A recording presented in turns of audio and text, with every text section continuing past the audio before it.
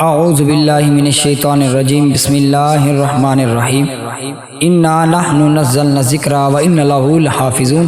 اللہ تعالیٰ نے ارشاد فرمایا، بے شک ہم نے اس قرآن کریم کو نازل کیا، ہم اس کی حفاظت کرنے والے ہیں۔ اس قرآن کریم کو اللہ تعالیٰ نے ماہ رمضان المبارک کے بابرکت مبارک مہینے میں نازل کیا، وہ مہینہ ہمارے اوپر سایہ فگن ہونے والا ہے۔ اللہ رب العزت نے اس کی حفاظت کا ذمہ لیا۔ اللہ نے ارشاد فرمایا کہ میں ہی اس کی حفاظت کرتا ہوں، میں نے ہی نازل کیا۔ فانوس بن کے جس کی حفاظت خدا کرے، وہ شمع کیا بجھے جسے روشن خدا کرے۔ حضرت علامہ اقبال قلندر لاہوری نے فرمایا تھا، وہ معزز تھے زمانے میں مسلمان ہو کر، ہم خوار ہوئے تارک قرآن ہو کر۔ وہ معزز تھے، انہوں نے قرآن کو چھوڑا نہیں تھا، ہم نے قرآن کو چھوڑ دیا، ہم نے قرآن کی تعلیم کو چھوڑ دیا۔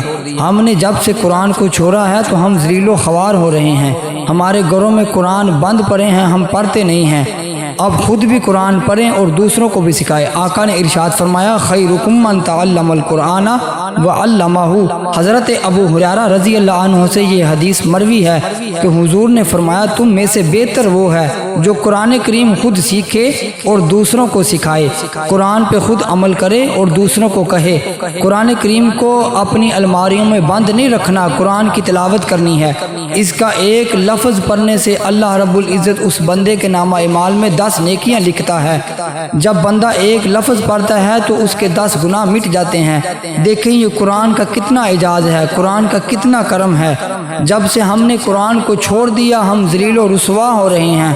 وہی تھے معزز جنہوں نے قرآن کو چھوڑا نہیں تھا، وہی تھے بہتر جنہوں نے قرآن کو چھوڑا نہیں تھا۔ قرآن کی تعلیم کو عام کریں، اس پیغام کو عام کریں، جہاں تک ہو سکتا ہے اس پیغام کو پہنچائیں۔ اپنے بچوں کو قرآن کریم کی تعلیم سکھائیں، اپنے بچوں کو دینی اور دنیاوی دونوں تعلیمیں سکھائیں۔ دنیاوی تعلیم کے ساتھ اپنے بچوں کو دینی تعلیم بھی سکھائیں تاکہ وہ دین سے آگاہی حاصل کر سکیں۔ حضور نے ارشاد فرمایا، میں یرید اللہ بہ خیرا یفقہہ فی الدین۔ تم میں سے بہتر وہ ہے، اللہ نے جس کے ساتھ بلائی کا ارادہ کر لیا ہے وہ بہتر ہے، اور وہ بندہ بہتر ہے جو دین کی سمجھ بوجھ رکھتا ہے۔ اللہ ہمیں عمل کی توفیق دے۔ وما علیہ الا البلاغ المبین۔